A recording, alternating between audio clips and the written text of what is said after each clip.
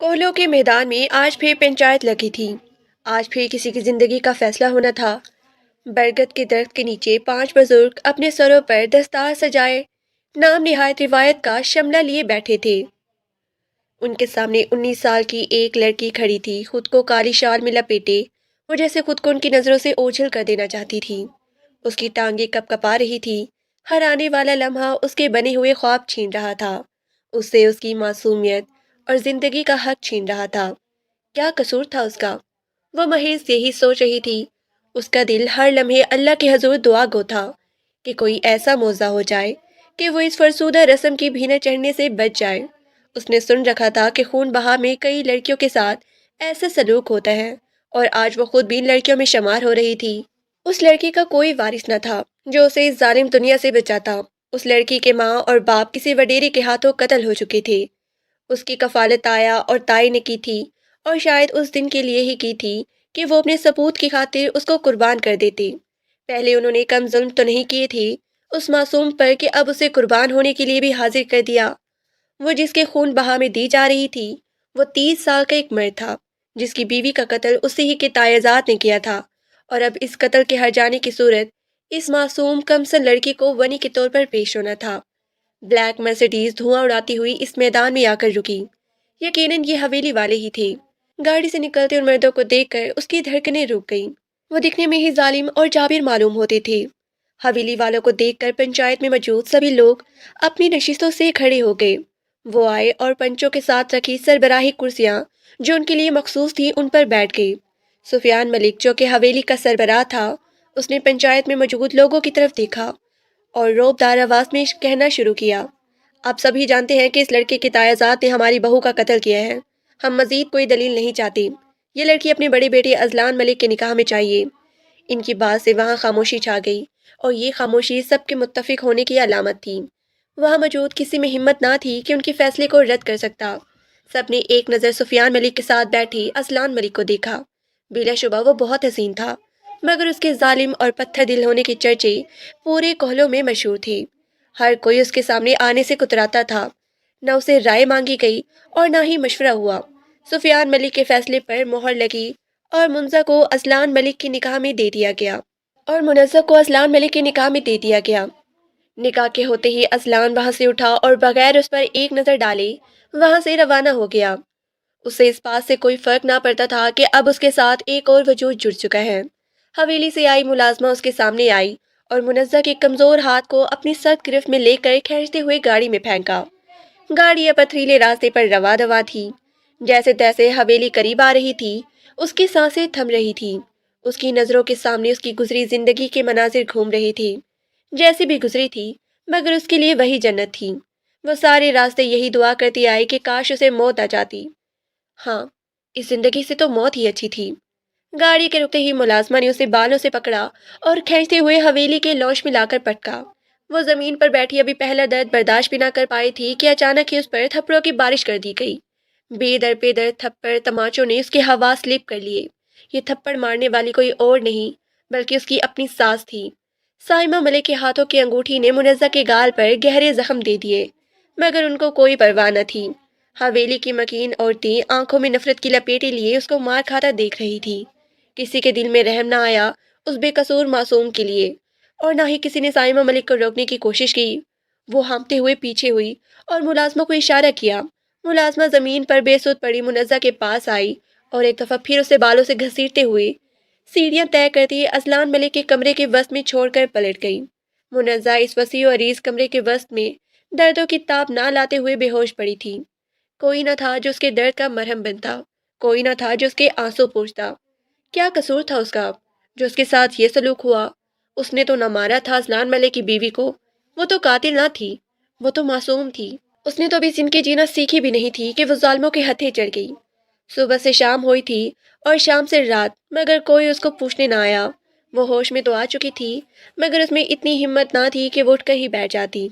उसके गाल सूज चुके थे और रो रो कर आंखों में अब इतनी भी सकत ना थी कि वो मजीद एक आंसू भी बहा सकती। अंगूठी से आए जख्म का खून सूज चुका था और गाल का वो हिस्सा सुन्न हो चुका था। आंसू थे कि रुक ही नहीं रहे थे। वो अपनी किस्मत पर मातम कना थी जब कमरे में वो जालिम दाखिल हुआ, جس کے نکاح میں وہ ونی ہو کر آئی تھی۔ اصلان نے ایک نظر منزہ پر ڈالی اور اس کے پاس سے گزر کر واش روم کی طرف بڑھ گیا۔ منزہ لب سیتی درد پر قابو پاتی وہیں پڑی رہ گئی۔ وہ ظالم باہر آیا اور بغیر اس کو دیکھے کمرے کی تمام لائٹیں بجھا دی اور خود بیڈ پر لیٹ گیا۔ کمرے میں مکمل خاموشی کا راج تھا۔ وقفے وقفے سے منزہ کی سسکیاں بلند ہوتی اور پھر خاموشی چھا جاتی۔ سسکیوں میں اتنا درد تھا کہ پتھر میں بھی دراڑ آ جاتی، مگر اگر فرق نہیں پڑا تھا تو اس ظالم کو جو بیڈ پر لیٹی آنکھوں پر ہاتھ رکھے سونے کی کوشش میں تھا اور اس آواز سے کان لپیٹے ہوئے تھا۔ رات کا آدھا پہر ہونے کو آیا مگر منزہ کی ہچکیاں نہ تھمی۔ جب اذلان سے مزید برداشت نہ ہوا تو وہ دھاڑا، اپنی آواز میں قابو رکھو لڑکی، ورنہ تمہارے حلق میں انگارے ڈالتے ہوئے میرے ہاتھ ذرا نہ کپ کپ آئیں گے۔ اس کے دھاڑنے میں اتنی شدت تھی کہ کمرے کی دیواریں سنسنا اٹھیں۔ منزہ اس کی دھاڑ پر اچھل پڑی اور وہ دیوار سے لگ گئی۔ وہیں گٹھڑی بنی خود پر اپنی چادر لپیٹے اب وہ لبوں پر اپنے ہاتھ رکھے سسکیاں دبا رہی تھی۔ کچھ دیر تک جب اس کی ہچکیاں سنائی نہ دی تو پرسکون ہوتا سو گیا۔ منزہ وہیں درد سے تڑپتی پڑتی رہ گئی۔ وہ ٹھنڈے فرش پر اس پھوڑے کی طرح دکھتے جسم کے لیے ایک نئی آزمائش تھا۔ شاید اور پھر تقدیر کو اس پر تھوڑا رحم آ ہی گیا، اس لیے کچھ ہی پل میں اس پر بھی نیند طاری کر دی گئی۔ صبح جب منزہ کی آنکھ کھلی تو اصلان کمرے میں کہیں موجود نہ تھا۔ ابھی وہ مکمل ہوش میں بھی نہ آئی تھی کہ اندھی طوفان بنی حویلی کی ایک ملازمہ اندر آئی اور اسے کھینچتے ہوئے کھڑا کیا۔ اٹھ مہارانی، بہت آرام ہو گیا تیرا، مت بھول کہ تو یہاں ونی ہو کر آئی ہے، نیچے چل، بڑی بیگم صاحبہ تجھے بلا رہی ہے۔ وہ تنزیہ کہتی اسے کھینچتے ہوئے نیچے لے گئی اور بنا اسے سنبھلنے کا موقع دیے سائمہ بیگم کے قدموں میں لا پٹکا۔ انہوں نے گدی سے پکڑ کر اس کا چہرہ اٹھایا۔ سرخ سوجی آنکھیں، سوجے ہوئے گال، پھٹے ہونٹ اور ہونٹوں کے کنارے لگا خون۔ اسے اس حالت میں دیکھ کر کسی کا بھی دل بسیج جاتا مگر ان کو ذرا برابر رحم نہ آیا۔ کیا رے، کیا سمجھتی ہے تو؟ گاؤں کے سردار کی بیوی بن گئی ہے تو کیا سرداری ہی سمجھ لیا خود کو؟ اوقات یاد ہے نا تجھے؟ انہوں نے تمسخر سے کہتے ہوئے منزہ کو پیچھے فرش پہ دھکا دے دیا۔ فرش پہ گھری وہ کپ کپاتے لہجوں میں کچھ کہنے کی کوشش میں تھی مگر سننے والا کوئی ہوتا تو نہ۔ لے جاؤ اس کو کچن میں، آج سے سارا کام یہ کرے گی، اور خبردار جو کسی نے اس کی مدد کی ہاتھ کاٹ کے رکھ دوں گی سب کے۔ انہوں نے کاردار لہجے میں پیچھے کھڑی ملازمہ کو باور کروایا اور خود اٹھ کر اپنے کمرے میں چلی گئی۔ وہی ملازمہ جو اس کو کھینچ کر لائی تھی، جس کا نام نیلو تھا، اس نے اسے اٹھایا اور کچن میں لے گئی۔ چل شروع ہو جا، پہلے برتن دھو اور اس کے بعد حویلی کی صفائی اور پھر کپڑے دھونے ہیں تجھے۔ یہ کہتے ہوئے وہ اسے چھوڑ کر خود باہر چلی گئی۔ آنسو بہاتے ہوئے وہ آگے آئی اور زخمی چھلے ہوئے ہاتھوں سے برتن دھونے لگی۔ برتن بھی اتنے تھے کہ یوں لگتا تھا جیسے سارے گاؤں کے برتن آج اکٹھے کیے ہوں۔ صابن اس کی زخموں پر جلن کا سبب بن رہا تھا۔ وہ آنسو پیتی اس جلن کو برداشت کرتی برتن دھوتی رہی۔ اس کے بعد نیلو نے اس کے سر پہ کھڑے ہو کر اس سے ساری حویلی کی صفائی کروائی۔ اس دوران جس کا بھی بس چلتا وہ اس پر طنز کرتا، اس پر ہاتھ اٹھاتا، اپنی بھڑاس نکالتا اور چلا جاتا۔ حویلی کے مقیم ہی نہیں بلکہ ملازمین بھی اس کو اپنی ملازمہ سمجھے ہوئے تھے۔ مالکوں کا غصہ وہ اس پر نکالتے، سب کام اسی سے ہی کرواتے۔ کل سے اب تک منزہ نے حلق سے ایک نوالا تک نہ اتارا تھا۔ قوت برداشت ختم ہونے کو تھی۔ حویلی کی صفائی کے بعد نیلو اب اسے باہر صحن میں بنے ایک حوض کے پاس لے آئی جہاں کپڑوں کا ڈھیر لگا تھا اور وہ سمجھ گئی کہ اب یہ کپڑے بھی اسے ہی دھونے ہیں۔ صبح سے لگاتار کام کرتے ہوئے اس کی کمر تختہ بن گئی تھی مگر اسے اف کہنے کی بھی اجازت نہ دی گئی تھی۔ سر پہ دوپٹہ سنبھالتی وہ بیٹھی اور کپڑے دھونے لگی۔ حویلی کے اندر تو مرد ملازموں کو جانے کی اجازت نہ تھی مگر باہر سب ملازم اسے ہی دیکھ رہے تھے۔ وہ ان نظروں کو خود پر محسوس کرتی تھی، دل ہی دل میں خود کی حفاظت کا ورد کرتی رہی تھی۔ اس کا خود کا لباس کافی حد تک گیلا ہو گیا۔ وہ جلد از جلد کپڑے دھو کر اٹھی اور حویلی کے اندر جانے لگی۔ ابھی اس نے لان پا ہی کیا تھا کہ ایک ملازم اس کے سامنے آ کھڑا۔ کہاں جا رہی ہے حسینہ؟ وہ خباثت سے بولا۔ باقی سب ملازمین اسے دیکھ کر ہنس رہے تھے۔ منزہ لرز کے رہ گئی، آنکھوں میں آنسو آ گئے۔ وہ سائڈ سے ہو کر گزرنے لگی کہ اس نے منزہ کا ہاتھ تھام لیا۔ وہ اسے اپنا ہاتھ چھڑانے کی ہر ممکن کوشش کر رہی تھی مگر اس کی پکڑ مضبوط تھی۔ اصلان ملک کسی ضروری کام سے تھوڑی دیر پہلے ہی حویلی میں آیا تھا۔ وہ اپنے کمرے کی بالکنی میں کھڑا کال پہ مصروف تھا جب اس کی نظر لان کی طرف اٹھی۔ یہ منظر دیکھتے ہی اس کی رگوں میں شرارے پھوٹنے لگے۔ چاہے وہ ونی تھی مگر وہ اس کی عزت تھی۔ کسی میں اتنی ہمت ہوئی کہ اس کی بیوی کا ہاتھ تھام لیا، اس کی عزت پر ہاتھ ڈالا، اور بیوی بھی وہ جس کو اس نے ابھی مکمل دیکھا بھی نہ تھا۔ اس ملازم کو بھی شاید معلوم نہیں تھا کہ وہ اصلان ملک کی بیوی ہے۔ وہ محض اتنا ہی جانتا تھا کہ ایک لڑکی ونی ہو کر حویلی میں آئی ہے۔ وہ کون ہے یہ بات کسی کو معلوم نہ تھی۔ وہ تو اس لڑکی کو ایک عام ملازمہ ہی سمجھے ہوئے تھے، اس لیے یہ جرت کر گیا۔ ازلان لمبے لمبے ڈنگ بھرتا جب وہاں پہنچا تو منظر روتے ہوئے اس سے منتیں کر رہی تھی۔ جاوید! وہ اونچی آواز میں دھاڑا۔ اس کی دھاڑ پر وہ جاوید نامی ملازم گڑبڑا کر منزہ کا ہاتھ چھوٹا پلٹا اور ازلان کو دے کر اس کے ہاتھوں کے طوطے اڑ گئے۔ تمہاری ہمت کیسے ہوئی میری بیوی کو ہاتھ لگانے کی؟ ازلان نے اسے گریبان سے پکڑا اور اٹھا کر دیوار پہ پٹک دیا۔ وہ جھٹکا کھا کر زمین پر گرا۔ ازلان پر تو جیسے جنون سوار ہو گیا تھا، وہ اس کو اٹھا اٹھا کر پٹک رہا تھا۔ ازلان نے اس کے چہرے کا نقش بگاڑ دیا تھا۔ منزہ کانپتے ہوئے اس کا یہ وحشی روپ دیکھ رہی تھی کہ اس نے گھوم کر اس زخمی وجود کو ایک زوردار ٹھوک کر رسید کی۔ غصہ تھا کہ کم ہونے کا نام ہی نہیں لے رہا تھا۔ کسی میں ہمت نہ تھی کہ وہ اس بپھرے ہوئے شیر کو روک سکتا۔ اس نے منزہ کا بازو پکڑا اور گھسیٹتے ہوئے اپنے کمرے میں لے جانے لگا۔ وہ لاؤنج میں پہنچے ہی تھے کہ سامنے سے بکھلائی ہوئی سائمہ ملک آتی دکھائی دی۔ کیا ہوا بیٹا، کیا کر دیا بسونی نے؟ ان کے لہجے میں نفرت ہی نفرت تھی۔ کس نے اس کو باہر بھیجا تھا؟ کس نے اجازت دی آپ سب کو اس پر حکم چلانے کی؟ یہ میری بیوی کے خون بہا میں آئی ہے، اس کو جو سزا دینی ہے میں خود دوں گا۔ دوبارہ کسی نے یا پھر آپ نے بھی اس کو ہاتھ تک بھی لگایا تو میں برداشت نہیں کروں گا۔ وہ ایک نظر سب کو اور پھر ان کو دیکھتے ہوئے دھاڑا اور اسے لے کر اپنے کمرے میں چلا گیا۔ پیچھے سب منہ کھولے ازلان کا یہ روپ دیکھ رہے تھے۔ کمرے کا دروازہ کھلتے ہی جھٹکا دے کر اس نے منزہ کا ہاتھ چھوڑا۔ وہ لڑکھڑا کر سنبھلتے ہوئے اس کو دیکھنے لگی جو اب خوفناک تاثرات سے اس کی طرف قدم بڑھا رہا تھا۔ منزہ یہ سمجھنے سے قاصر تھی کہ اچانک اس کو کیا ہوا، جو کل تک اس کی آواز سننے کا بھی روادار نہ تھا، آج اس کے لیے لڑ رہا تھا۔ وہ اس کے پاس آیا اور بنا اسے سمجھنے کا موقع دیے اسے گلے سے پکڑ کر دیوار سے لگا دیا۔ کس نے کہا تھا تمہیں باہر جانے کو؟ تم جانتی نہیں ہو تم بیوی ہو ازلان ملک کی؟ تمہاری ہمت کیسے ہوئی سب کے سامنے خود کا دیدار کروانے کی؟ بھول گئی ہو کہ میری امانت ہو تم؟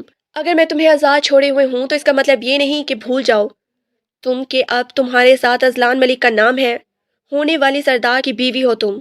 اس کے ہاتھوں کا دباؤ رفتہ رفتہ اس کے گلے پہ بڑھ رہا تھا۔ منزہ کو سانس لینے میں مشکل ہو رہی تھی، مگر ازلان ملک کو اس کی پرواہ نہ تھی۔ اس کی نظروں کے سامنے تو بار بار وہ منظر گھوم رہا تھا جب اس گھٹیا ملازم نے اس کی بیوی کا ہاتھ تھاما تھا۔ کچھ کہنے کی کوشش میں منزہ کے لب کپ کپا اٹھے۔ اس کی نظر بے ساختہ اس کے سر کپ کپاتے لبوں پر گئی۔ ازلان کو اپنے حلق میں کانٹے چبھتے ہوئے محسوس ہوئے تھے۔ وہ تیزی سے اس سے دور ہوا، رخ موڑ کر خود کو سنبھالنے کی کوشش کرنے لگا۔ وہ دیوار سے لگی اپنی سانسیں بحال کر رہی تھی۔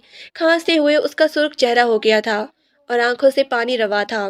یکدم اسے شدید غصہ آیا۔ آخرکار کل سے وہ ظلم ہی تو برداشت کر رہی تھی، نہ جانے کیسے اس میں اتنی ہمت آئی کہ وہ پوری قوت سے چلا اٹھی۔ آپ کی ہمت کیسے ہوئی مجھے ہاتھ لگانے کی؟ کیا سمجھ رکھا ہے آپ سب نے؟ کوئی کھلے نہ ہوں میں نے تھوڑی نہ مارا ہے آپ کی بیوی کو۔ آخر کس جرم کی سزا مل رہی ہے مجھے؟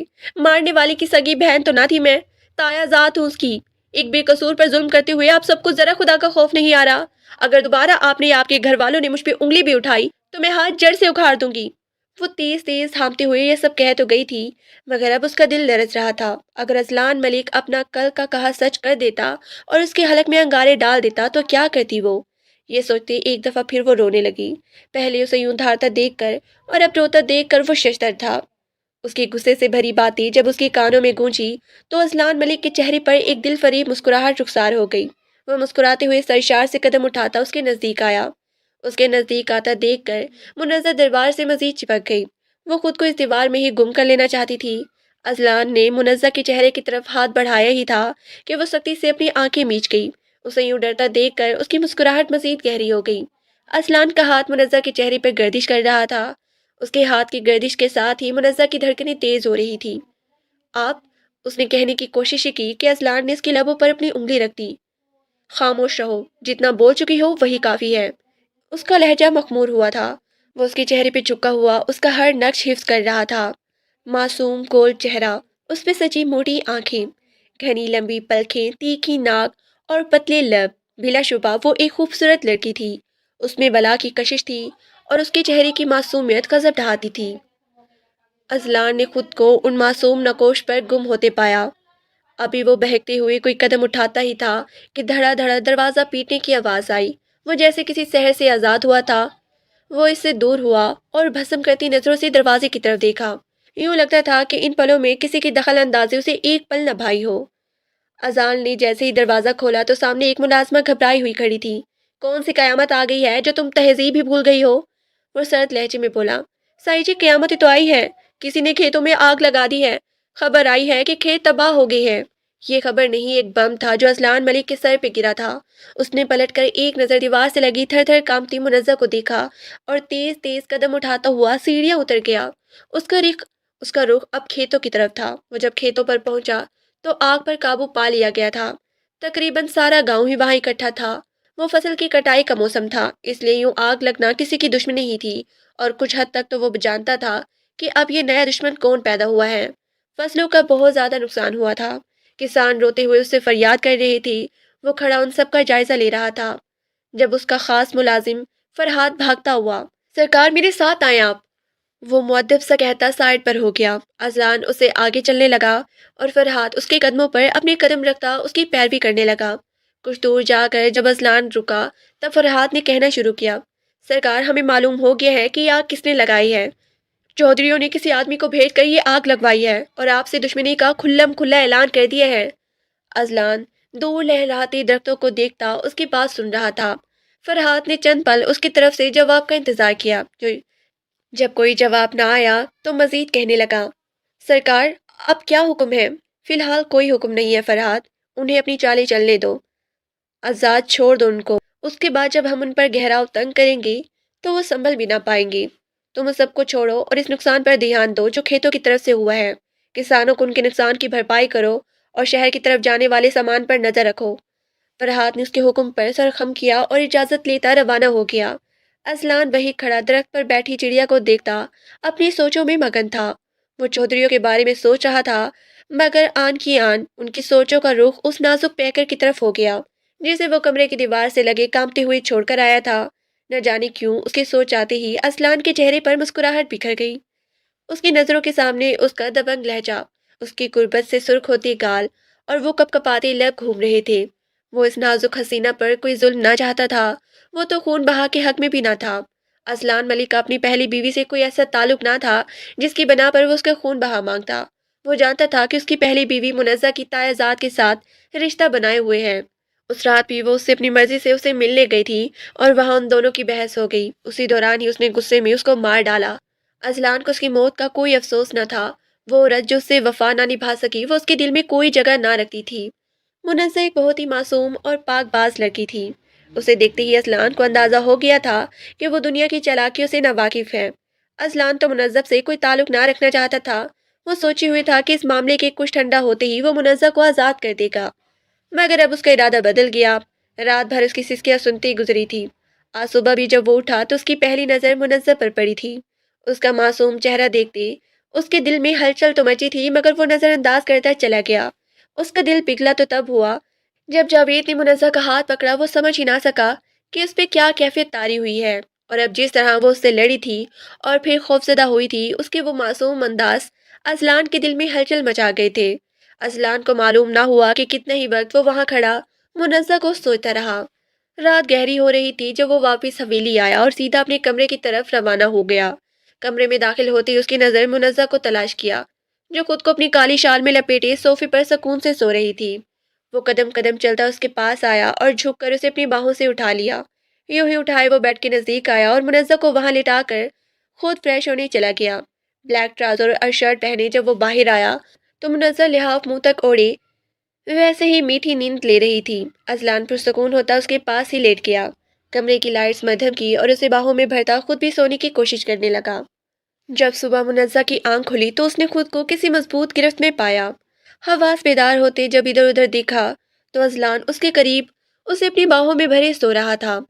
منزہ گڑبڑا گئی اور اٹھنے کی کوشش کرنے لگی، مگر اس کی گرفت مضبوط تھی۔ کئی رنگ منزہ کے چہرے پہ آتے اور چلے جاتے۔ وہ یہی سوچ رہی تھی کہ کس وقت وہ یہاں آئی ہے۔ منزہ کی مزاحمت دیکھ کر اذلان کی بھی آنکھ کھل گئی۔ کیوں صبح صبح خود کو ہلکان کر رہی ہو؟ اس نے بھاری لہجے میں کہا۔ آپ مجھے چھوڑیں، مجھے اٹھنا ہے، بڑی بیگم مجھے ماریں گی، مجھے نیچے جانا ہے، وہ ڈرتے ہوئے کہہ رہی تھی۔ کوئی تمہیں ہاتھ بھی نہیں لگائے گا، اور میں نے کل تمہیں سمجھایا تھا نا کہ میری بیوی ہو تم، ایک سردار کی بیوی ہو، کہ تمہیں زیب دیتا ہے تم لوگوں سے ڈرو اور ان کے کام کرو، وہ سمجھانے والے انداز میں کہتا منزہ کو حیران کر گیا۔ منزہ نے اس قدر نرمی کی امید تو نہ رکھی تھی۔ آپ سمجھ نہیں رہے، میں آپ کی بیوی نہیں فنی ہوں، وہ دکھ سے بولتی اٹھنے لگی۔ اس کا یوں اداس ہونا اذلان کو ذرا نہ بھایا تھا۔ میں تمہیں بار بار نہیں سمجھاؤں گا منزہ، آخری دفعہ کہتا ہوں کہ تم میری بیوی ہو، کوئی ونی نہیں، اس لیے ان ساری فکروں میں ہلکان ہونا چھوڑ دو۔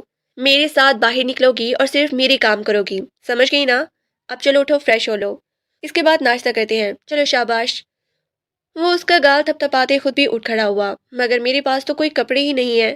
وہ نظریں جھکائے بولی، او آئی ایم سوری، مجھے خیال ہی نہیں رہا، ابھی تمہارے کپڑے اور دیگر ضرورت کا سامان آ جائے گا، فی الحال میرا کوئی ڈریس پہن لو، اور ساتھ وہی شال ہوگی وہی اوڑھ لینا۔ منزہ تو بس راہ فرار چاہتی تھی، مگر اس کی بات پہ دھیان دیے واش روم میں بھاگ گئی، شاور لیا اور اسلان کی کہی کے مطابق کالے رنگ کا شلوار قمیص نکال کر پہن لیا۔ اس کی سائز کی مناسبت سے تو وہ بہت بڑا تھا، مگر ایڈجسٹ کرتی ہوئی اس نے ایک اجرک لی اور خود پر اوڑھ لی۔ جب وہ باہر نکلی تو ازلان بھی شیشے کے سامنے کھڑا تیار ہو رہا تھا۔ آئینے میں اس کا عکس دیکھ کر وہ ٹھٹک گیا۔ کالے رنگ میں وہ غضب ڈھا رہی تھی، اس کی دودھیا رنگت کالے رنگ میں مزید نکھر رہی تھی۔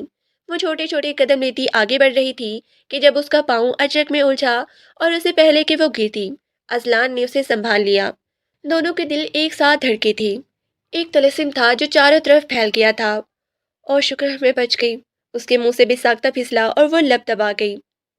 منزہ کی اس حرکت پر وہ مسکرا دیا، اسے سیدھا کھڑا کیا اور اجرک اس کے شانے پر درست کی۔ تبھی ملازمہ کھانے کی ٹرے لیے کمرے میں داخل ہوئی اور کھانا میز پر لگا کر خود چلی گئی۔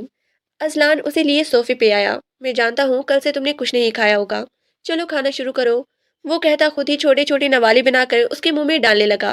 بھوک تو منزہ کو بھی بہت لگی تھی، اس لیے بغیر کسی احتجاج کے وہ کھانا کھانے لگی۔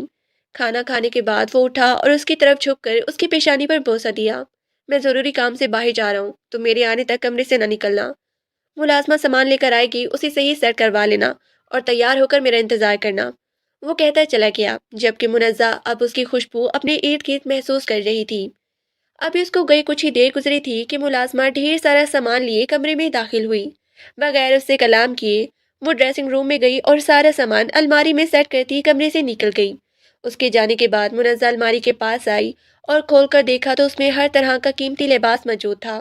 اس کی ضرورت کا ہر سامان، جوتے، کپڑے، جیولری، یہاں تک کہ میک اپ کا سامان بھی موجود تھا۔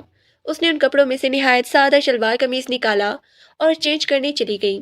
ابھی وہ چینج کر کے باہر آئی تھی کہ کمرے کا دروازہ دھار سے کھلتے سائمہ بیگم اندر داخل ہوئی۔ بیگم صاحبہ تو بڑی شان سے موجود ہے، واہ بھائی کیا لباس ہے، کیا ٹھاٹھ ہے۔ وہ اس کے ارد گرد گھومتی اوپر سے نیچے تک اس کا جائزہ لے رہی تھی۔ منزہ کا دل ان کو دیکھتے ہی کام کے رہ گیا، اوپر سے یہ انداز۔ نیچے کیوں نہیں آئی بیگم؟ انہوں نے بڑی عزت سے کہا۔ وہ میں آ رہی تھی، اس نے کہا ہی تھا کہ جب انہوں نے اس کی چوٹی پکڑ لی اور کھینچ کر اپنی طرف کیا۔ اوقات بھول رہی ہے اپنی، چل میرے ساتھ تجھے یاد دلاتی ہوں۔ وہ اسے یوں ہی کھینچتے ہوئے نیچے لے گئی۔ وہ چیخ رہی تھی، چلا رہی تھی، درد سے بلک رہی تھی، مگر انہیں کوئی پرواہ نہیں تھی۔ انہوں نے اسے نیچے لے جا کر جھٹکے سے چھوڑا اور وہ دیوار سے لگی۔ اس کے ماتھے سے خون نکلنے لگا، وہ رونے لگی اور کہیں دل میں ازلان کے آنے کی دعائیں کرنے لگی۔ ان کا غصہ تھا کہ کم ہونے کا نام ہی نہیں لے رہا تھا۔ وہ دوبارہ اس کے پاس آئی اور یوں ہی اس کا سر پکڑ کر دیوار پہ دے مارا۔ اس کے ماتھے سے مزید خون بہنے لگا اور اس سے پہلے کہ وہ دوبارہ اس کا سر مارتی، ازلان ملک کی دھاڑ گونجی، منزہ! اس کی آواز میں اتنی شدت تھی کہ سائمہ ملک کام کے رہ گئی۔ جلدی سے اس کے بال چھوڑتی وہ 2 قدم پیچھے ہوئی، لہجے میں شیری گھولتی وہ کچھ بولنے کو ہی تھی کہ منزہ بھاگتی ہوئی ان کے پاس سے گزری اور ازلان ملک کے سینے میں منہ چھپا گئی۔ اس کا خون ازلان کے کپڑوں کو گیلا کر گیا۔ ازلان نے اس کانپتی ہوئی لڑکی کے گرد اپنی باہیں پھیلا لی۔ کیا کہا تھا میں نے آپ سے؟ اس کو ہاتھ نہیں لگائیے گا، میری بات سمجھ میں کیوں نہیں آئی آپ کو؟ اتنی ظالم کیسی ہو سکتی ہیں آپ؟ کس بات کا بدلہ لے رہی ہیں آپ؟ اس عورت کا جس نے کبھی اپنی شوہر سے وفا نہ نبھائی تھی، اس کا جو خود ہی اس کے تایازات کے ساتھ بندھن بنائے ہوئے تھی، اس کو اس کے اعمال نے مارا ہے، اس معصوم نے نہیں۔ مت بھولیے کہ آپ بھی ایک عورت ہیں، آپ کیسے کسی پہ اتنا ظلم کر سکتی ہیں؟ وہ سرد لہجے میں کہہ رہا تھا۔ سامنے اس کی ماں تھی، ورنہ ازلان کا بس نہ چلتا کہ وہ سب کچھ حشر نشر کر دیتا۔ اس کے سینے میں منہ چھپائے سسکیاں بھرتی لڑکی اسے اس قدر تکلیف دے رہی تھی۔ ازلان نے اسے گود میں اٹھایا اور حویلی سے باہر نکل گیا۔ وہ اسے ہسپتال لایا تھا۔ ڈاکٹر نے اس کے ماتھے پر پٹی کر دی تھی اور چہرے پر جو پہلے زخم تھا اس پر لگانے کو ایک مرہم بھی دی تھی۔ وہ خاموش آنسو بہاتی اس کو دیکھ رہی تھی، جو اس کی فکر میں ہلکان ادھر سے ادھر چکر کاٹ رہا تھا۔ ڈاکٹر کی بات سن کر وہ منزہ کی طرف پلٹا اور اسے اپنے بازو کے حلقے میں لے کر گاڑی کے پاس آیا۔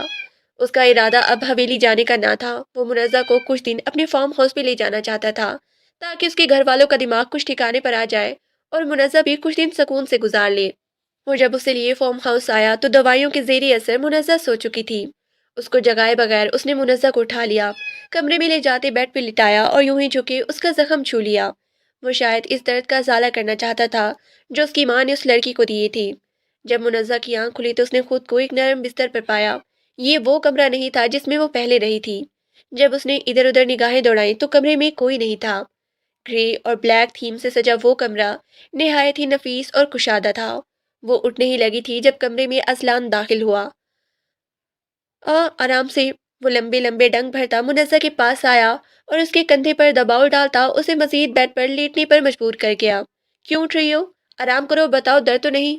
وہ فکر مند سا اس کے زخم کو دیکھتا گویا ہوا۔ جواب نہ پا کر جب اس نے منزہ کی طرف دیکھا تو وہ خاموش نظروں سے اذلان کو دیکھ رہی تھی۔ اس کی نظریں پڑھ کر اذلان ڈھیروں شرمندہ ہوا۔ منزہ، میں معافی چاہتا ہوں، تمہیں اتنا کچھ سہنا پڑا۔ آئی ایم سو سوری، میں وعدہ کرتا ہوں دوبارہ ایسا کچھ نہیں ہوگا۔ وہ اسے یقین دلا رہا تھا اور اسے شرمندہ تھا۔ منزہ کے لیے ناقابل یقین لمحہ تھا۔ تم مجھے معاف کرو گی نا منزہ؟ اذلان نے اس کی آنکھوں میں دیکھ کر پوچھا۔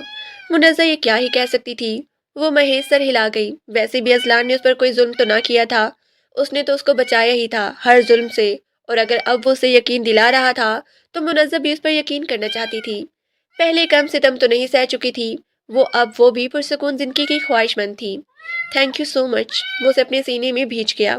اس کی بے تابی پر منزہ کا چہرہ سرخ ہو گیا۔ اذلان اس کا سرخ چہرہ دیکھ کر ہنستا رہا۔ تم شرما رہی ہو؟ اس کا یہ کہنا تھا کہ وہ مزید جھنپ گئی۔ ہم کہاں ہیں؟ اس پر بہت ہی ہمت سے سوال کیا تھا۔ ہم آپ کے گھر ہیں۔ میرا گھر؟ وہ حیران ہوئی۔ جی، آپ کا گھر۔ میری بیوی ہونا تو تم جو چیز میری ہوئی وہ تمہاری ہے۔ یہ میرا فارم ہاؤس ہے۔ ہم تب تک یہاں رہیں گے جب تک تم چاہو گی۔ یہاں کوئی مجھے مارے گا تو نہیں؟ اس کا سوال نہیں ایک تیر تھا جو اذلان کے سینے میں پیوست ہوا تھا۔ وہ معصوم سی لڑکی کس قدر خوفزدہ تھی۔ نہیں، کبھی بھی نہیں۔ میں نے وعدہ کیا ہے نا، تمہیں کوئی ہاتھ نہیں لگائے گا۔ پھر کیوں خوفزدہ ہو رہی ہو؟ اور یہاں تو تمہارے اور میرے علاوہ کوئی ہے بھی نہیں۔ میں ابھی تو اٹھی ہوں، دوبارہ نہیں سو سکتی، اور مجھے بھوک بھی لگی ہے۔ ہچکچاتے ہی صحیح مگر وہ کہہ گئی تھی۔ اذلان اسے اتنی ہمت تو دے رہا تھا کہ وہ بنا جھجک اس کے سامنے اپنی بات رکھ سکتی۔ بھوک لگی ہے آپ کو؟ پہلے بتانا چاہیے تھا نا، ابھی کھانا لاتا ہوں۔ یہ کہہ کر وہ کچن کی طرف چلا گیا۔ اب اس کی واپسی ہاتھ میں کھانے کی ٹرے لیے ہوئی تھی۔ منزہ نے دیکھا تو ٹرے میں کافی فروٹ، سینڈوچ اور ساتھ میں جوس تھا۔ آپ نہیں کھائیں گے؟ وہ کھانے سے پہلے ہی اسے پوچھنے لگی۔ اگر تم کھلاؤ گی تو کھا لوں گا۔ اب کہ وہ شریر ہوا تھا، منزہ گھبرا کر ہاتھ پیچھے کھینچ گئی۔ اچھا گھبراؤ نہیں، کھانا شروع کرو، میں بھی کھا رہا ہوں۔ چھوٹے چھوٹے لقمے لیتے وہ خود بھی کھانا لگا۔ کھانے کے بعد اس نے منزہ کو دوائی دی اور پھر اس کے سر تھپکتے ہوئے اسے بھی سلا دیا۔ اگلی صبح منزہ کے لیے بہت ہی شاندار تھی۔ جب وہ اٹھی تو اس کے سرہانے سرخ گلاب رکھے ہوئے تھے۔ منزہ گلابوں کے پھولوں کی دیوانی تھی، لڑکی تھی۔ اس نے جلدی سے وہ گلاب اچک لی، اس کی خوشبو سونگھی اور اس کے چہرے پر ایک خوبصورت مسکراہٹ رقص کر گئی۔ اس کی یہ مسکراہٹ صوفے میں بیٹھا اذلان نے بھی دیکھی تھی اور پہلی دفعہ دیکھی تھی۔ وہ اس مسکراہٹ میں کھو ہی گیا تھا۔ منزہ اذلان کی موجودگی سے ناواقف تھی، اس لیے جلدی سے بستر سے اتری اور بغیر ادھر ادھر دیکھے فریش ہونے چلی گئی۔ اپنی ہی دھن میں باہر نکلی اور آئینے کے سامنے بیٹھی وہ اپنے بال سلجھا رہی تھی جب اچانک ہی اذلان کا عکس آئینے میں نمودار ہوا۔ گڈ مارننگ جانم، تم تو بھول ہی گئی کہ تمہارا ایک شوہر بھی ہے۔ وہ اپنی تھوڑی اس کے کندھے پر ٹکائے آئینے میں سے دیکھتا اس سے شکوہ کر رہا تھا۔ نہیں، وہ بس وہ خاموش ہو گئی۔ ہاں منزہ، کب تم مجھ سے لمبی گفتگو کرو گی؟ میں خواہش مند ہوں۔ وہ التجا کر رہا تھا یا خواہش، اندازہ لگانا مشکل تھا۔ چلو چھوڑو، آج کا دن تمہارے لیے بہت ہی اسپیشل ہے۔ پہلے تم چینج کرو اور جو ڈریس بیڈ پہ پڑا ہے جسے تم نظر انداز کر چکی ہو وہ پہنو۔ اذلان بیڈ سے وہ میرون رنگ کی خوبصورت سی فراک اٹھا کر لایا۔ اس فراک کو دیکھتے ہی منزہ کی آنکھیں چمک اٹھی۔ یہ تو بہت ہی خوبصورت ہے، وہ چہک کر بولی۔ بالکل، جاؤ جلدی سے چینج کر کر آؤ۔ اس کا رخ چینجنگ روم کی طرف مڑا۔ جب منزہ وہ ڈریس چینج کر آئی تو تب تک اذلان بھی سفید ڈریس پہنے تیار ہو چکا تھا۔ منزہ اس کو ایسے لباس میں پہلی دفعہ دیکھ رہی تھی۔ وہ اس کو بہت ہی خوبصورت لگا اور اذلان اس کی حالت منزہ سے الگ نہ تھی۔ وہ اسے آسمان سے اتری ہوئی کوئی حور لگ رہی تھی جسے صرف اس کے لیے بھیجا گیا ہو۔ منزہ چھوٹے چھوٹے قدم لیتی اس کے پاس آئی، انگلیاں مروڑتی نظریں جھکائی وہ نروس سی تھی۔ بہت ہی خوبصورت لگ رہی ہو، وہ کہتا ہوا اس کا ہاتھ تھامے اسے گھما گیا۔ منزہ کھلکھلا کے اٹھی۔ اس کی کھلکھلاہٹ نے پورے کمرے کو اور اذلان کے دل کو جگمگا دیا تھا۔ تیار ہو کر جب وہ کمرے سے باہر نکلے تب تک ملازمہ ناشتہ تیار کر چکی تھی۔ ناشتہ کرتے ہوئے بھی اذلان کی شرارتیں عروج پر تھی۔ وہ آج کسی اور ہی موڈ میں تھا۔ اتنا خوش تو اسے کسی نے نہ دیکھا تھا۔ وہ تو بہت ہی سر مہر پتھر دل کا انسان تھا، مگر منزہ کی موجودگی نے اس کا دل نرم کر دیا تھا اور اس کی زندگی خوشیوں سے بھر دی تھی۔ اذلان نے کبھی نہ سوچا تھا کہ وہ ایک لڑکی کا اس قدر دیوانہ ہوگا۔ اذلان اسے فارم ہاؤس کی بیک سائڈ پہ لے آیا تھا، جہاں پر ایک سفید رنگ کا خوبصورت سا گھوڑا کھڑا تھا۔ منزہ اس گھوڑے کو دیکھ کر خوفزدہ ہوئی، اذلان کے پیچھے چھپ گئی۔ آپ یہاں کیوں آئے اذلان؟ چلے نہ یہاں سے، مجھے گھوڑے سے ڈر لگتا ہے۔ وہ چھپتے ہوئے بولی، اس میں ڈرنے کی کیا بات ہے؟ اور یہ تو میرا گھوڑا ہے، اسے ڈرنے کی کوئی ضرورت نہیں ہے۔ ہم اس کی سواری کریں گے، یقین جانو تمہیں بہت ہی مزہ آئے گا۔ وہ کہتا ہوا ساتھ ساتھ اپنے قدم آگے بڑھا رہا تھا۔ منزہ وہیں کھڑی اس کو آرام سے گھوڑے کے بال سہلاتے اور اسے کھیلتے ہوئے دیکھ رہی تھی۔ اذلان چھلانگ مار کر گھوڑے پہ بیٹھا اور دوڑتے ہوئے منزہ کے پاس آیا، مگر منزہ چیختی ہوئی دور بھاگی تھی۔ اب کے لان میں منزہ کی چیخیں اور اذلان کے قہقہے گونج رہے تھے۔ اذلان دور کریں اس کو مجھ سے، وہ بھاگتے ہوئے کہہ رہی تھی۔ اذلان نے گھوڑے کی سپیڈ مزید بڑھائی اور اس کے پاس سے گزرتے ہوئے اسے زمین سے اٹھا کر خود کے سامنے گھوڑے پر بٹھا لیا۔ منزہ سمجھ بھی نہ پائی اس کے ساتھ کیا ہوا ہے۔ لمحہ لگا تھا اور وہ گھوڑے پر تھی۔ گھوڑا آسمان سے باتیں کرتے ہوئے بھاگ رہا تھا۔ منزہ چیخیں مارتی ہوئے اذلان سے چپک گئی۔ اذلان آہستہ آہستہ اس کے کانوں میں دلاسے کے بول بول رہا تھا۔ کچھ وقت تک جب گھوڑا یوں ہی دوڑتا رہا اور منزہ نہ گری تو اس نے آنکھیں کھول کر ارد گرد دیکھا۔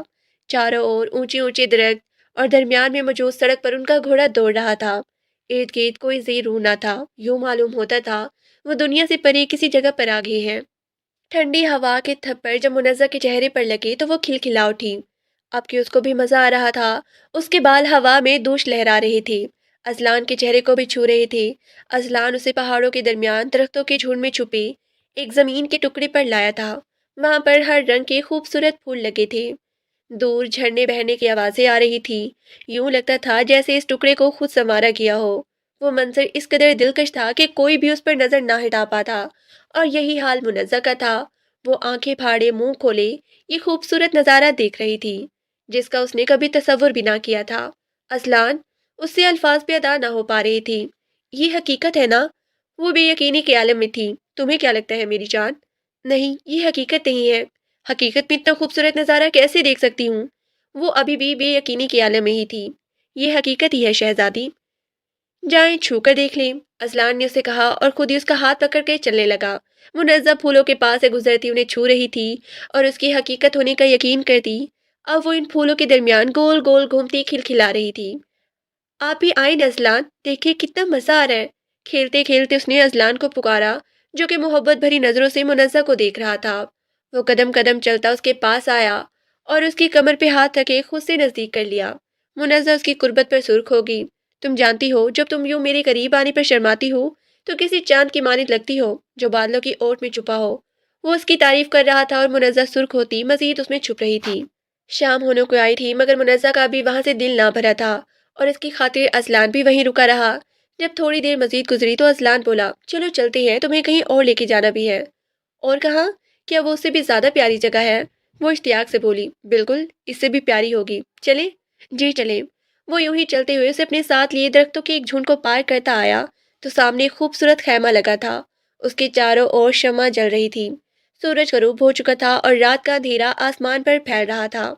یہ منظر اس اندھیرے میں مزید دلکش تھا۔ اس خیمے کو دیکھ کر وہ پلٹی اور اذلان سے بولی، کیا ہم یہیں رکیں گے آج؟ کیا تم یہاں رکنا چاہو گی میرے ساتھ؟ بالکل، آپ کو پتہ ہے مجھے بہت ہی شوق ہے ایک رات ایسی جگہ پہ گزارنے کا، اور اب تو آپ بھی ہوں گے تو مجھے ڈر بھی نہیں لگے گا۔ اذلان اس کی باتیں سنتا مسکرا دیا۔ جب وہ خیمے میں داخل ہوئی تو خیمہ پھولوں سے سجا ہوا تھا۔ خیمے کے درمیان میں ایک میٹرس بچھا تھا جس کے چاروں اور پردے لگے تھے، اور میٹرس پر ایک دل بنا تھا جس کے درمیان میں منزہ لکھا ہوا تھا۔ فینسی لائٹ سے خیمے کو مزید فس و خیز بنایا گیا تھا۔ اس سارے اہتمام کو دیکھ کر منزہ کی پلکیں لرز گئی۔ اب وہ اتنی چھوٹی تو نہ تھی کہ اس سب کا مطلب نہ سمجھ سکتی۔ منزہ کو شرماتے دیکھ کر اذلان نے اس کا رخ اپنی طرف کیا۔ میں تمہارے ساتھ ایک نئی زندگی کی شروعات چاہتا ہوں منزہ۔ میں نہیں جانتا کب اور کیسے، مگر تم مجھے بہت ہی عزیز ہو گئی ہو۔ میں مزید ایک پل بھی تم سے دور نہیں رہ سکتا۔ کیا تم مجھے یہ موقع دو گی کہ میں تمہیں دنیا کی ہر خوشی دوں؟ اور کیا تم اپنی ساری عمر میرے ساتھ گزارنا چاہو گی؟ کہ تم اس سفر میں میرا ساتھ دو گی منزہ؟ منزہ کے دونوں ہاتھ تھامے وہ اسے گزارش کر رہا تھا۔ اس کی آنکھوں میں منزہ کے لیے واضح محبت تھی۔ اس کی محبت اور عزت پر منزہ کی آنکھوں میں آنسو آ گئے، بغیر کچھ کہے وہ اس کے سینے سے لگ گئی۔ منزہ کی طرف سے اقرار تھا اور اذلان بخوبی سمجھ چکا تھا۔ باہر رات پگھل رہی تھی، چاند اور ستارے اپنے اپنے سفر پر رواں تھے، اور اس کے ساتھ ہی اذلان اور منزہ بھی اپنی زندگی کے ایک نئی سفر پر نکل چکے تھے۔ یہ رات ان کی روحوں کی ملن کی رات تھی۔ وہ اس نئی شروعات سے بہت ہی خوش تھے، مگر نہ جانے قسمت ان کے لیے کیا سوچے بیٹھی تھی۔ ان کو واپس حویلی آئے 2 ہفتے ہو گئے تھے۔ منزہ حویلی آنے پر خوفزدہ تو تھی، مگر اس کا سارا خوف تب دم توڑ گیا جب سائمہ ملک نے اس کا شاندار استقبال کیا۔ انہوں نے منزہ سے معافی بھی مانگی تھی۔ اس جہادیدہ خاتون نے منزہ کے چہرے پر اپنے بیٹے کی غربت کے رنگ بھاپ لیے تھے۔ وہ عورت کیا ہی چاہ سکتی تھی؟ اگر ان کا بیٹا منزہ کے ساتھ خوش تھا تو وہ بھی اپنی بیٹی کے لیے خوش تھی۔ اس دن کے بعد سے منزہ اس حویلی کی شہزادی بن کے رہ رہی تھی۔ سائمہ ملک اور گھر کے باقی لوگ اس کے ہر ناز نخرے اٹھاتے۔ اذلان کی محبت میں بھی دن بدن اضافہ ہوتا رہا۔ 2 ہفتوں میں منزہ مزید نکھر چکی تھی۔ شام کے وقت جب وہ کمرے میں واپس آئی تو اس کا سر بھاری معلوم ہوتا تھا۔ آج صبح سے ہی اسے اپنی طبیعت کچھ ناساز معلوم ہوئی تھی۔ وہ چکراتا ہوا سر سنبھالتی جب صوفے پہ بیٹھی تو اچانک ہی اسے کی آئی اور وہ منہ پہ ہاتھ رکھتے واش روم میں بھاگ گئی۔ کہ کرتے کرتے وہ نڈھال ہو گئی تھی۔ اذلان جب کمرے میں آیا تو اسے واش روم سے کھانسنے کی آوازیں آئی۔ وہ بھاگتا ہوا واش روم میں آیا تو منزہ شیشے کے سامنے کھڑی خود کو آئینے میں دیکھتی نڈھال سی ہو رہی تھی۔ اذلان کو دیکھتے ہی وہ مزید پھوٹ پھوٹ کے روتی۔ کیا ہوا میری جان، کیوں رو رہی ہو؟ اذلان بھاگتے ہوئے اس کے پاس آیا۔ میں نہیں جانتی، مجھے بہت ہی چکر آ رہے ہیں، سر بھی بھاری ہو رہا ہے اور اب تو الٹی بھی آئی ہے۔ اچھا بس بس، اس میں رونے والی کیا بات ہے؟ میں ابھی ڈاکٹر کو بلاتا ہوں۔ وہ اسے سہارا دیتا بیڈ پہ لے آیا۔ اس پر کمبل درست کر کے اس نے ڈاکٹر کو اطلاع دی۔ منزہ کی طبیعت خرابی کی خبر سب سائمہ بیگم کو بھی ہوئی تھی۔ وہ بھاگتی ہوئی اوپر آئی، تب ڈاکٹر اس کا معائنہ کر رہی تھی۔ وہ ماں بیٹا بے صبری سے کمرے کے باہر انتظار کرنے لگے۔ جب ڈاکٹر مسکراتی ہوئی باہر آئی، ان کی مسکراہٹ سے سائمہ بیگم معاملہ سمجھ تو گئی تھی، مگر پھر بھی پوچھنا ضروری سمجھا۔ کیا ہوا ہے ڈاکٹر صاحبہ؟ میری بہو تو ٹھیک ہے نا؟ اذلان بھی بے صبری سے ڈاکٹر کے جواب کے انتظار میں تھا۔ جی الحمدللہ بیگم صاحبہ، آپ کی بہو بالکل ٹھیک ہے، بلکہ خوشخبری ہے، آپ دادی بننے والی ہیں۔ اذلان نے بے یقینی سے اپنی ماں اور مسکراتی ہوئی ڈاکٹر کی طرف دیکھا، اور پھر وہ بغیر کوئی بات کہے بھاگ کر کمرے میں آیا۔ اس کے یقین کو مہر تو تب لگی جب منزہ اسے دیکھ کر شرماتے ہوئے اپنا چہرہ دونوں ہاتھوں میں چھپا گئی۔ وہ بھاگ کر اس کے پاس آیا اور اسے سینے میں بھینچ لیا۔ میری جان، آج تم نے میری زندگی مکمل کر دی ہے۔ میں اللہ کا بہت بہت شکر گزار ہوں جس نے تمہیں میری زندگی میں بھیجا۔ اس سے زیادہ میرے لیے خوشی کی خبر کیا ہو سکتی ہے؟ میری محبوب بیوی اب مجھے زندگی کا ایک نیا تحفہ دینے جا رہی ہے۔ تمہارا بہت ہی بہت شکریہ۔ وہ مسکراتے ہوئے کہہ رہا تھا، اس کی آواز نم معلوم ہوتی تھی۔ سائمہ بیگم بھی اس وقت کمرے میں داخل ہوئی۔ اس کے 1000 صدقے اتارے گئے، گاؤں میں مٹھائیاں تقسیم کی گئی اور حقداروں میں پیسے اور کپڑے تقسیم کیے گئے۔ یہ خبر ہر ایک کے لیے خوشی کا باعث تھی کہ گاؤں کے سردار کی اولاد اس دنیا میں آنے والی ہے۔ جہاں یہ خبر کسی کے لیے خوش آئند تھی تو وہیں ان کے دشمنوں کے لیے یہ خبر کسی موت کی خبر سے کم نہ تھی۔ پہلے ہی ان کا تن تنا اس گاؤں پر ختم ہو چکا تھا اور اب تو پھر حویلی والوں کا وارث بھی آ رہا تھا۔ پرویز چودھری نے جب یہ خبر سنی تو بفر اٹھا۔ کچھ بھی کرو مگر مجھے وہ لڑکی اپنے سامنے حاضر چاہیے۔ میں ملکوں سے کبھی نہیں ہاروں گا، میں ان سے ان کی ہر خوشی چھین لوں گا، اس نے اپنے خاص ملازم سے کہا اور کہکا لگا اٹھا۔ یوں لگتا تھا جیسے وہ دشمنی میں پاگل سا ہو گیا ہے۔ آج سے حویلی والوں نے گاؤں کی کسی شادی میں جانا تھا۔ منزہ کی طبیعت خرابی کے باعث وہ گھر پر ہی تھی۔ ملازموں کے علاوہ گھر پر کوئی نہ تھا۔ اذلان بھی اپنی کسی کام سے باہر گیا ہوا تھا۔ منزہ اپنے کمرے میں آرام کر رہی تھی جب ایک ملازمہ بھاگتے ہوئی آئی اور اسے اطلاع دی کہ اذلان صاحب پر کسی نے حملہ کر دیا ہے۔ یہ خبر سنتے ہی منزہ جلدی سے اٹھی اور بھاگتے ہوئے باہر آئی۔ تمہیں کس نے یہ خبر دی ہے؟ وہ کیسے ہیں؟ وہ ٹھیک تو ہے نا؟ وہ روتی ہوئی پوچھ رہی تھی۔ جی بیگم صاحبہ، وہ ٹھیک ہے، باہر ایک گاڑی بھیجی ہے، وہ آپ کو ہسپتال لے جائے گی۔ منزہ بغیر سوچے سمجھے باہر آئی اور اس گاڑی میں بیٹھ گئی۔ گاڑی جب حویلی سے باہر نکلی تو تبھی ڈرائیور کے ساتھ پیسنجر سیٹ پر بیٹھے ایک نقاب پوش نے پیچھے مڑ کر منزہ کے چہرے پر اسپرے کیا اور اسے بے ہوش کر دیا۔ اسے مزاحمت کا موقع بھی نہ ملا اور وہ ہوش کی دنیا سے بیگانہ ہو گئی۔ جب اس کی آنکھ کھلی تو اس نے خود کو کرسی پہ بندھا ہوا پایا۔ اس نے ادھر ادھر نگاہ دوڑائی مگر کمرے میں کوئی نہ تھا، صرف یہ کرسی تھی جس پر اسے باندھا گیا تھا۔ اسے اندازہ ہو گیا کہ وہ اغوا ہو چکی ہے۔ اس نے چلانے کی کوشش کی مگر اس کے منہ کو بھی کپڑے سے باندھ دیا گیا تھا۔ وہ دل ہی دل میں اللہ کے حضور اپنی حفاظت اور اپنی بچے کی حفاظت کی دعا کرنے لگی۔ وہ بس یہی سوچ رہی تھی کہ جب اذلان کو پتہ لگے گا تو وہ کیا کرے گا۔ وہ جلد از جلد اس کے آنے کی دعائیں کرنے لگی۔ یہ خبر گاؤں میں آگ کی طرح پھیلی تھی کہ سردار کی بیوی کو اغوا کر لیا گیا ہے۔ اذلان اس وقت سے بپھرا شیر بنا ہوا گاؤں کا چپا چپا چھان چکا تھا مگر کہیں سے بھی اسے منزہ کی خبر نہ ملی۔ اس کی حالت کسی ہارے ہوئے جواری کی طرح تھی جو اپنا سب کچھ داؤ پہ لگا کر ہار چکا ہو۔ دل ہی دل میں اللہ سے دعا کرتا وہ منزہ کو ڈھونڈ رہا تھا۔ سرکار، ہمیں معلوم ہو گیا ہے یہ کام چودھریوں کا ہے۔ اس کا خاص ملازم فرہاد بھاگتا ہوا آیا۔ مگر سرکار، چودھریوں کا کوئی بھی بندہ گاؤں میں موجود نہیں ہے۔ ہاں، پر کوہلوں سے باہر ان کا ایک فارم ہاؤس ہے۔ مجھے یقین ہے کہ سردارنی وہیں ہو سکتی ہے۔ ہمیں ایک دفعہ وہاں پہ دیکھ لینا چاہیے۔ پھر انتظار کس بات کا ہے، جلدی چلو۔ ازلان بھاگتے ہوئے گاڑی میں سوار ہوا۔ جب وہ اس فارم ہاؤس کے نزدیک پہنچی تب تک نیا دن طلوع ہو چکا تھا۔ انہیں بہت ہی سنبھل کر قدم اٹھانا تھا، ذرا سی بھی بے احتیاطی منزہ کے لیے خطرہ ثابت ہو سکتی تھی۔ وہ پچھلی طرف سے فارم ہاؤس کے اندر داخل ہوئے تھے۔ محتاط قدم اٹھاتے جب وہ اگلی طرف آئے تو سامنے دروازے پر 2 گارڈ تھے۔ ازلان ان کو دیکھ کر ازلان کو یقین ہو گیا کہ منزہ یہیں پر ہے۔ اس نے فرحاد کو اشارہ کیا اور گارڈز کا دھیان ہٹانے کے لیے دوسری طرف پتھر پھینکا۔ آواز پر ایک گارڈ چیک کرنے جب پیچھے آیا تو ازلان نے پستول کے دستے سے اس کے سر کو بے ہوش کر دیا۔